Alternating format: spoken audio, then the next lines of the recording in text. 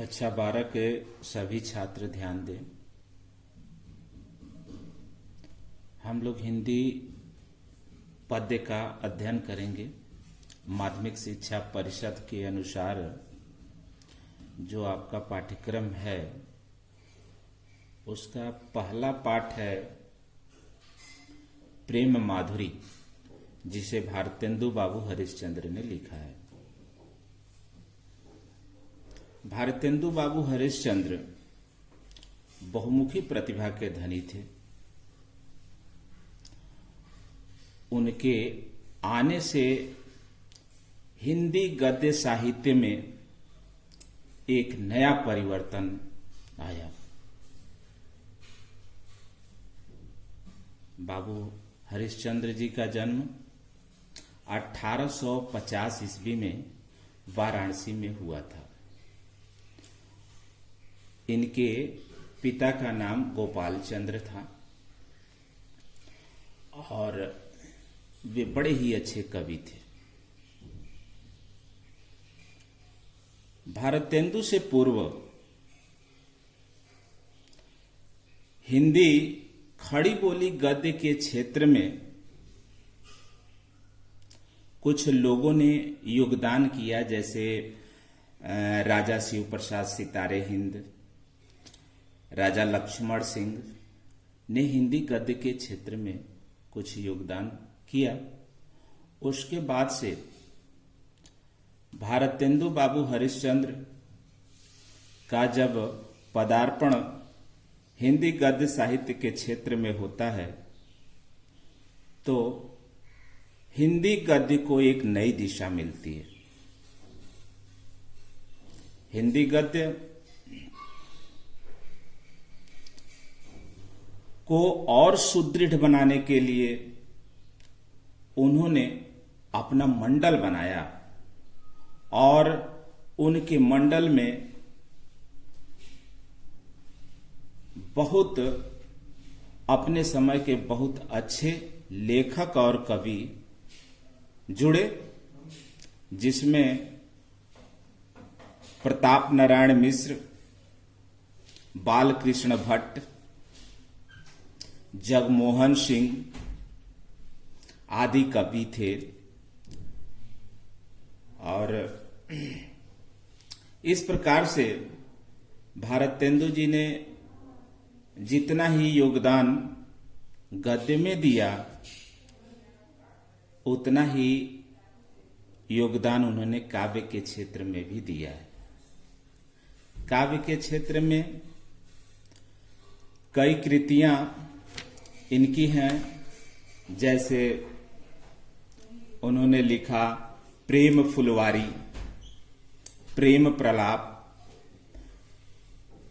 प्रेम माधुरी, प्रेम मालिका, प्रेम तरंग, प्रेम सरोवर आदि रचनाएं भारतेंदु जी की काव्य से संबंधित हैं। भारतेंदु जी बहुमुखी प्रतिभा के धनी थे। निबंध, नाटक और कुछ पत्र पत्रिकाओं का भी इन्होंने संपादन किया, जिसमें कवि वचन सुधा और हरिश्चंद्र मैगजीन नाम की 2 पत्रिकाओं का इन्होंने संपादन किया। इसके साथ ही एक बात पर विचार करने वाली है कि भारतेंदु बाबू हरिश्चंद्र भारतेंदु युग में, भारतेंदु बाबू हरिश्चंद्र भारतेंदु युग में जब वो गद्य लिखते थे तो खड़ी बोली हिंदी का प्रयोग करते थे, लेकिन काव्य की भाषा उनकी ब्रज ही थी। वह अधिकांश काव्य अपना ब्रज भाषा में लिखे हुए। तो इस प्रकार से हम लोग अब भारतेंदु बाबू हरिश्चंद्र द्वारा लिखित प्रेम माधुरी पाठ का अध्ययन करेंगे। सभी लोग भारतेंदु बाबू हरिश्चंद्र के पद्यों को ध्यान से सुने।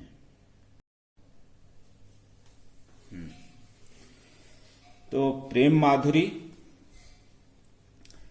माधुरी में भारतेंदु बाबू हरिश्चंद्र ने लिखा क्या है, सर्वप्रथम थोड़ा इस पर विचार कर लेना जरूरी है कि इस पद्यों में भारतेंदु जी ने प्रेम के यथार्थ, प्रेम के सच्चे चीज की व्यंजना की है। उन्होंने बताने का प्रयास किया है कि इस संसार में सच्चे प्रेम की सार्थकता को कोई समझने वाला नहीं है। अर्थात वो बताने का प्रयास करते हैं कि प्रेम के बिना यह संपूर्ण संसार जो है अधूरा है और प्रेम की सार्थकता तभी है जब वियोग को प्रेमी सहज भाव से स्वीकार करे। आइए अब इनके प्रथम पद्य का हम लोग अध्ययन करते हैं। इसमें प्रथम पद्य जो है सभी लोग ध्यान दें कि मारग प्रेम को समुझे हरिचंद यथारत होत यथा है, लाभ कछु न पुकारन में बदनाम ही होने की सारी कथा है। जानत है जिय मेरो भली विधि और उपाय सबे बिरथा है, बावरे हैं जग के सिंगरे मोहिनाहक पूछत कौन विथा है। तो इसमें भारतेंदु बाबू हरिश्चंद्र ने यह बताने का प्रयास किया है कि प्रेम क्या है और इसके सच्चे मार्ग पर चलने में क्या क्या बाधाएं आती हैं। तो इस पद्य में एक सखी जो है दूसरे सखी से वार्ता करती है और कहती है कि हे सखी, मारग प्रेम को समझे हरिचंद यथारत होत यथा है। इस संसार में सच्चे प्रेम के मार्ग को कोई जानने या समझने वाला नहीं है, अर्थात यथार्थ प्रेम को कोई समझने वाला नहीं है। लाभ कछु न पुकारन में बदनाम ही होने की सारी कथा है। इसको पुकारते रहने से कोई लाभ नहीं है। इसकी कथा अर्थात इसकी कहानी तो सिर्फ और सिर्फ बदनाम होने में ही है। जानत है जिय मेरो भली विधि और उपाय सबे बिरथा है। यह मेरा हृदय भली प्रकार जानता है, भली विधि जानता है कि इसको पुकारते रहने से कोई लाभ नहीं है और जितना भी हम प्रयास करें वह क्या हो, सब व्यर्थ है। बावरे हैं ब्रज के सिंगरे मोहिनाहक पूछत कौन विथा है। कहती है गोपी कि हे सखी, मुझे तो यह लगता है कि यह ब्रज के जो लोग हैं बावरे हो गए हैं, अर्थात पागल हो गए हैं। अनायास ही वह मेरे दर्द का कारण पूछते हैं।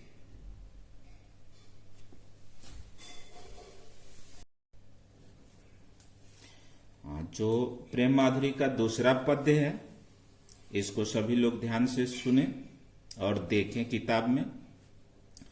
रोकहि जो तो अमंगल होए और प्रेम नशे जो कहे पिए जाइए। जो कहे जाहु न तो प्रभुता, जो कछु न कहो तो स्नेह नशाइए। जो हरिचंद कहे तुम्हारे बिनु, जीहे न तो यह क्यों पतियाइए, तासो पयान समय तुम्हारे हम, का कहें आप हमें समझाइए। इसमें भारतेंदु बाबू हरिश्चंद्र एक ऐसी स्त्री का वर्णन करते हैं, अर्थात एक पत्नी का वर्णन करते हैं जो पति के जाते समय वह किन शब्दों को पति से कह के संबोधित करे कि पति प्रसन्न हो और कोई अमंगल घटना उनके साथ न घटे। इसी चीज को पत्नी पति से पूछ रही है और अपने मन की व्यथा को बता रही है। क्या बता रही है इसमें देखिए सभी लोग, रोका ही जो तो अमंगल होए, प्रेम नशे जो कहे पिए जाइए। पत्नी पति से कहती है कि हे प्रिय, अगर मैं आपको रोकती हूं तो अमंगल होगा, अर्थात अशुभ होगा।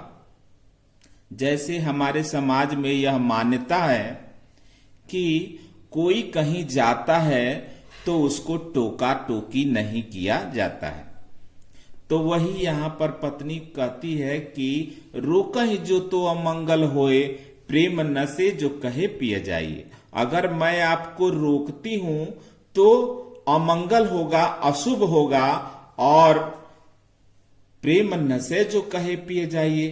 अगर हम आपको कहते हैं कि नहीं आप जाइए तो इसमें हमारे प्रेम का सत्यानाश होगा।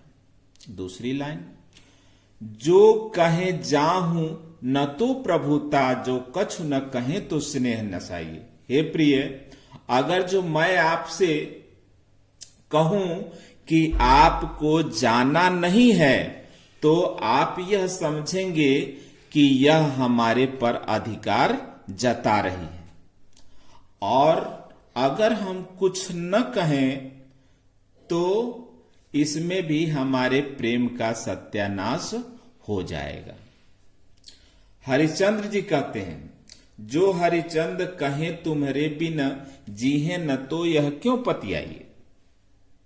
हरिश्चंद्र जी कहते हैं कि वह पत्नी अपने पति से कहती है कि हे प्रिय, अगर मैं ये कहूं कि आप यहां से चले जाएंगे तो हम आपके बिना जीवित नहीं रह सकते, तो क्या आप मेरी इन बातों पर विश्वास करेंगे।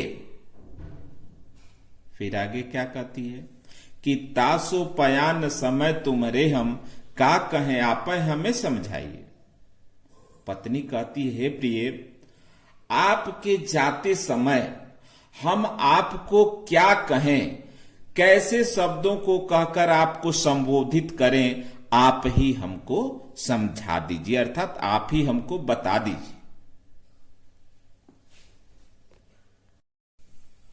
तीसरा पद सभी लोग देखो ध्यान से, आज लो जो ना मिले तो कहां हमरे, हम तो तुम्हारे सब भांति कहां मैं। मेरो उलाहनो है कछु नाही, सबय फल अपने भाग को पावे। जो हरिचंद भई सो भई, अब प्राण चले चहता से सुनावे। प्यारे जो है जग की यह रीति, विदा किए समय सब कंठ लगावे। इसमें गोपियां बहुत नाराज हैं श्री कृष्ण से और श्री कृष्ण को कुछ संदेश देना चाहती हैं, और क्या कहती हैं इसमें कि आज लो जो ना मिले तो कहां हम तो तुम्हारे सब भांति कहां। हे प्रिय, आज तक तुम हम लोगों से नहीं मिले तो क्या हुआ, हम लोग तो सभी प्रकार से तुम्हारे ही कहे जाते हैं। मेरो उलाहनो है कछु नाही, सबय फल अपने भाग को पावे। मैं आपसे कोई उलाहना, आपसे कोई शिकायत नहीं कर रही हूं, मैं यह भली प्रकार जानती हूं कि यहां पर सभी लोग अपने कर्मों के अनुसार ही फल को प्राप्त करते हैं। आगे क्या कहती है? जो हरिचंद भई सो भई, अब प्राण चले चहता से सुना। कहती है गोपी कि हे प्रिय, अब तो जो हुआ सो हुआ, अब तो जो हुआ सो हुआ, अब तो हम लोगों के प्राण निकलने वाले हैं। अब तो हम लोगों के प्राण निकलने वाले हैं। प्यारे जो है जग की यह रीति, विदा के समय सब कंठ लगावें। हे प्यारे श्री कृष्ण, यह संसार की रीति है कि अपनों को विदा करते समय लोग उसे गले से लगाते हैं और उसे विदा करते हैं।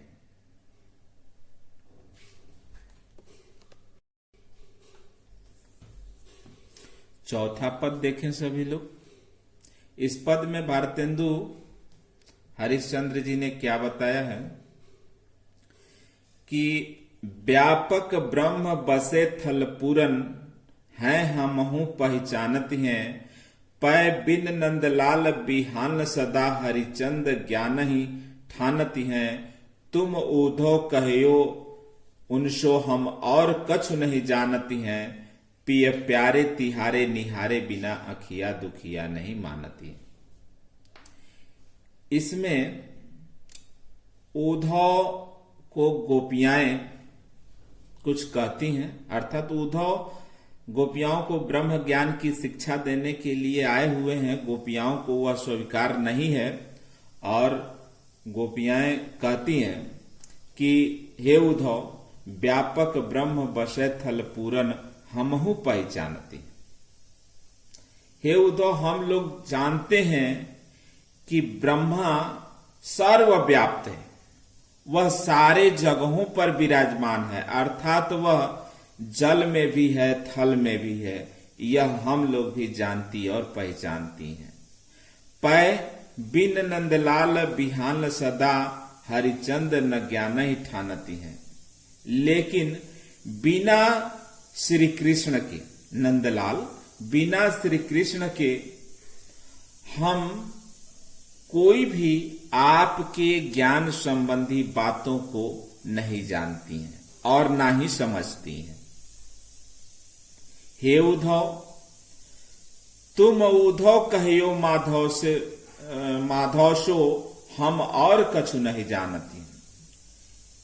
हे उद्धव, तुम जाके श्री कृष्ण से कह देना कि हम गोपियाएं आपके सिवा किसी भी ब्रह्मा को या किसी भी प्रकार के ज्ञान को जानती समझती नहीं है। पिय प्यारे तिहारे, निहारे बिना अखिया दुखिया नहीं मानती है। और ये हे उद्धव, आप ये भी कहिएगा कि प्यारे श्री कृष्ण के दर्शन किए बिना यह दुखियारी आंखें मानती नहीं है।